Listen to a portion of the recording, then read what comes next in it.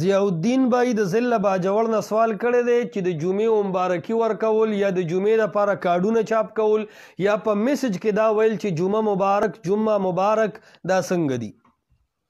جواب دا د ګلاب شیخ صالح رحمه الله علیه، شیخ فوزان وغیرہ ټولو ذکر کړي دي چې دا جایز نه دي. عبدالله ابن عباس رضی الله عنه په حدیث کې دي چې د مسلمانانو درې اخترې دي. د مسلمانانو درې اخترې دي. یو اختر د مسلمانانو د جمعې اختر دی، بل عید الفطر، بل عید الاضحی.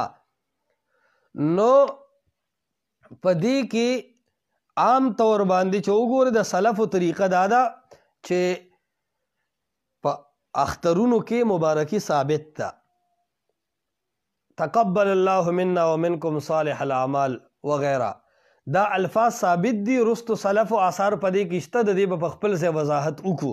نو د اخترونو مبارکي ثابت ده، خو د جمعې مبارکي ورکول، د دې باره کې کارډونه چاپ کول، د دې باره کې میسجونو باندې مبارکي ورکول دا جایز نه دي. دی وجنا شیخ ابن باز رحمه الله علیه وغیرہ لیکلی دي ما کان السلف یهنئون بیوم الجمعه. سلفو کې دا طریقه نه و چې د جمعې مبارکي یو بل ورکوله. نو کوم څیز چې په سلفو کې نه هغه بدعتي، د بدعت نه به مسلمانان ځان ساتي، د جمعې مبارکي به نه ورکوي.